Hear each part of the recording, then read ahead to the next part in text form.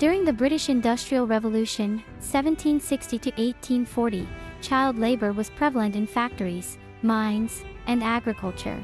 Children as young as 5 years old were commonly employed and worked the same grueling 12-hour shifts as adults. They were assigned tasks such as crawling under dangerous weaving machines, maneuvering through narrow mine shafts to move coal, and participating in agricultural gangs. Child labor was not merely an additional aid to the adult workforce but a significant part of the industrial workforce. Many children's jobs were well-defined and specific to them. Parents often chose to sacrifice their children's education in favor of having them work, aiming to supplement their meager family income. This widespread practice continued until the 1820s when government started passing laws to restrict working hours and improve working conditions for everyone, including men, women, and children. However, due to a lack of inspectors, many abuses persisted despite the introduction of regulations. These issues were brought to public attention by charitable organizations, philanthropists, and socially conscious authors like Charles Dickens, 1812 to 1870, who highlighted the plight of child laborers in his writings.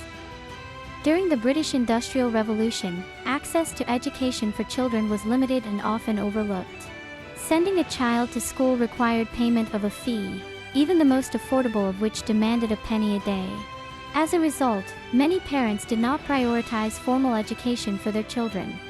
In villages, small schools existed where parents paid the teacher directly, but attendance was inconsistent, and classes were frequently overcrowded, resulting in rudimentary education. Charitable organizations operated some free schools, and churches often offered Sunday school, but these options were not widely available. It wasn't until 1844 that more free schools, such as the Ragged Schools established by Anthony Ashley Cooper, 7th Earl of Shaftesbury, emerged. These schools focused on teaching the basics of reading, writing, and arithmetic, commonly referred to as the 3 rupees. It wasn't until the 1870s that compulsory education for children aged 5 to 12 became a reality, accompanied by the necessary educational institutions. Prior to this, due to the lack of accessible schooling, it is estimated that at least half of children who were of school age were engaged in full-time work during the Industrial Revolution. While some factory owners demonstrated more generosity towards the children they employed, such as at Quarry Bank Mill in Stile, Cheshire, where schooling was provided after the long working day in a dedicated building called the Apprentice House, such cases were not the norm. Overall, the Industrial Revolution saw children facing numerous challenges and injustices in their working lives. One way historians assess the level of education during this period is by measuring literacy rates, often based on a person's ability to sign their name on official documents like marriage certificates. Although there was an improvement in literacy, by 1800, only around half of the adult population possessed the ability to sign their names. For children fortunate enough to find employment during the Industrial Revolution, there were no trade unions to protect their rights. The majority of children began working at a young age, with the average starting age being around 8 years old. However, due to a lack of concern for age regulations, this varied widely. Working conditions for child laborers ranged from monotonous tasks to facing constant threats, fines, corporal punishment, and immediate dismissal for any protest against mistreatment. A survey conducted in 1833 revealed that 95% of tactics used with child laborers were negative, with instant dismissal accounting for 58% of cases. Only 4% of instances involved a reward for good work, and a mere 1% included strategies such as promotion or pay increases. In the cottage industry of hand weaving, children played a vital role in preparing the raw materials. They washed and carded raw wool so that their mothers could spin it on a spinning wheel. The spun thread would then be woven into fabric by the father using a hand loom. Craft workers often took on apprentices, usually 1 or 2, who would live with them and receive training in a specific trade. However, apprenticeship came at a cost. The child not only worked for free but also had to pay a substantial fee up front before beginning their apprenticeship, which could last anywhere from a year to several years, or even up to 7 years, depending on the trade.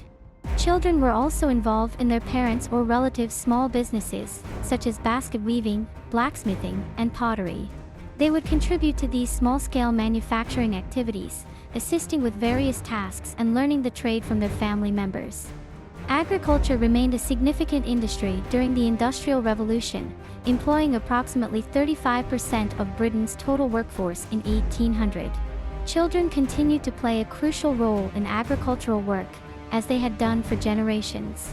They would tend to herds of animals and flocks of poultry, and essentially undertake any physically capable task required. Many children joined agricultural gangs, which would move around to areas with temporary or seasonal employment, assisting with various agricultural activities.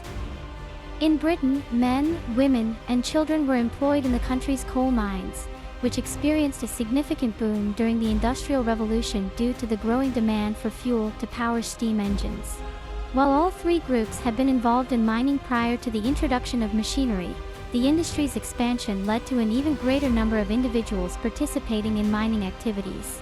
Children as young as 5 years old were considered useful to mine owners because of their small size, which allowed them to climb into narrow ventilation shafts and ensure the regular opening and closing of trapdoors.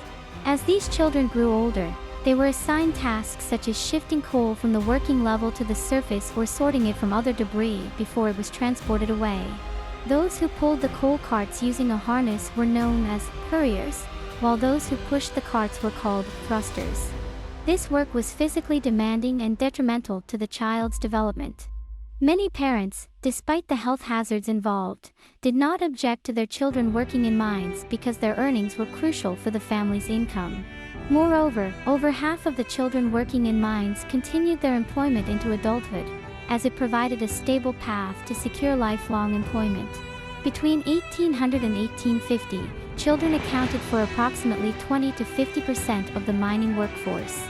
The early employment of children in mines meant that most of them received very little formal education, with many never having more than 3 years of schooling.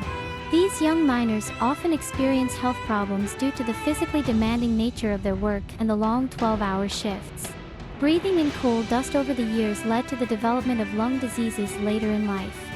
Historian S. York emphasizes that the coal mining industry represented one of the most severe exploitations of men, women, and children ever witnessed in Britain.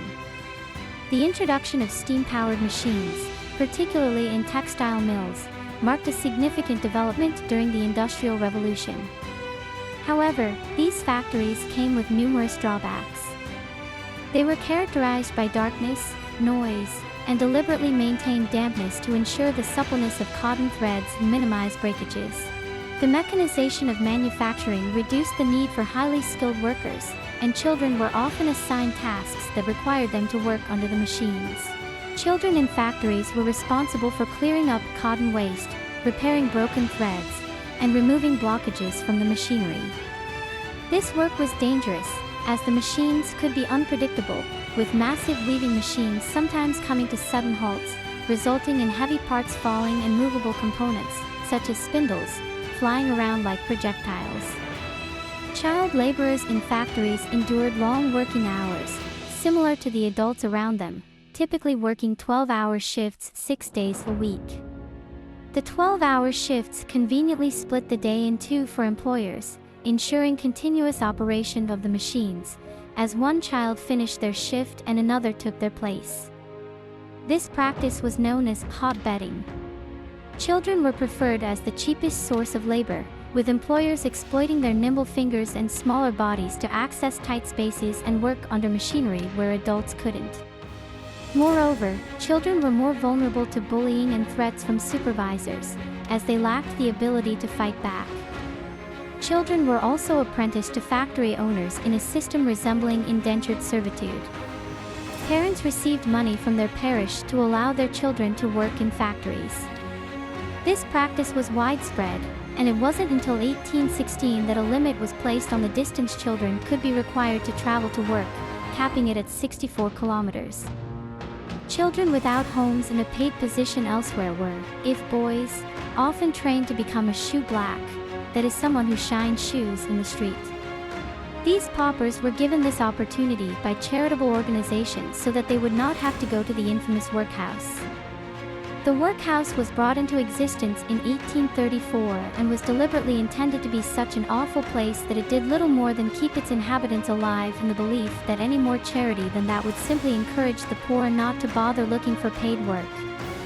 The workhouse involved what its name suggests, work, but it was tedious work indeed, typically unpleasant and repetitive tasks like crushing bones to make glue or cleaning the workhouse itself. No wonder, then, given the squalid life in the workhouse, that many children worked in factories and mines. Children who were homeless and lacked paid positions elsewhere were often trained to become shoe blacks, individuals who shined shoes in the streets. Charitable organizations provided these opportunities to pauper children to prevent them from being sent to the notorious workhouses.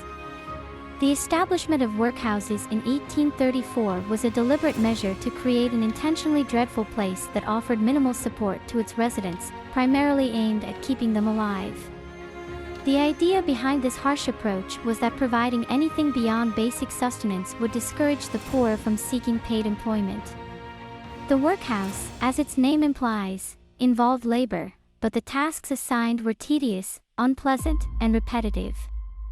They often included crushing bones to make glue or cleaning the workhouse premises itself.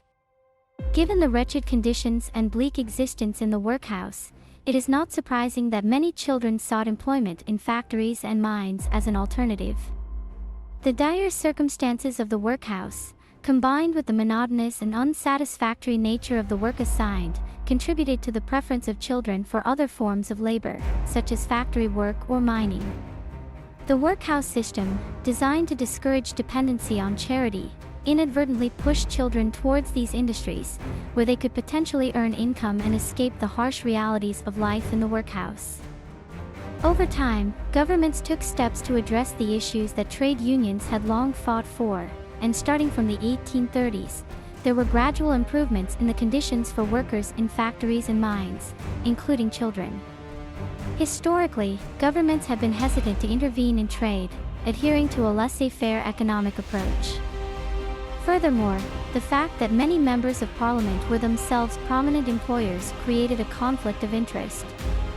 Despite these obstacles, several acts of parliament were passed with the aim of curbing the exploitation of workers by employers and establishing minimum standards, although their effectiveness varied. The cotton industry was the first to face restrictions on worker exploitation, but soon these new laws extended to workers in various industries. The introduction of the 1802 Health and Morals of Apprentices Act marked an important milestone. This act specifically addressed child apprentices and set forth regulations such as limiting their workday to 12 hours, ensuring they received a basic education, and requiring them to attend church services at least twice a month. Subsequent acts expanded these regulations to encompass all working children. The 1819 Cotton Mills and Factories Act further solidified the protection of child workers. It specified that children aged 9 and above could be employed, but their working hours were limited to a maximum of 12 hours per day if they were under 16 years old. The designated working hours for children were set between 6 a.m. and 9 p.m. In 1833, the Factory Act introduced comprehensive regulations that applied to children across all industries. It established that children under 9 years old could not be legally employed, and those aged 9 to 13 were restricted to a maximum of 8 hours of work per day. For children between 14 and 18 years old, the limit was extended to 12 hours per day. Additionally, the Act prohibited night work for all children and made it mandatory for children to receive at least 2 hours of education per day. While the implementation of regulations to protect child workers faced challenges and instances of abuse, the government appointed inspectors to enforce compliance. These inspectors had the authority to carry out inspections and investigations to ensure that the prescribed regulations were being followed. One of the responsibilities of these inspectors was to verify the age of child employees. They could request age certificates as evidence to confirm that children were of legal working age. Additionally, inspectors had the power to demand certificates from schoolmasters or teachers, attesting that the required hours of education had been provided to individual children.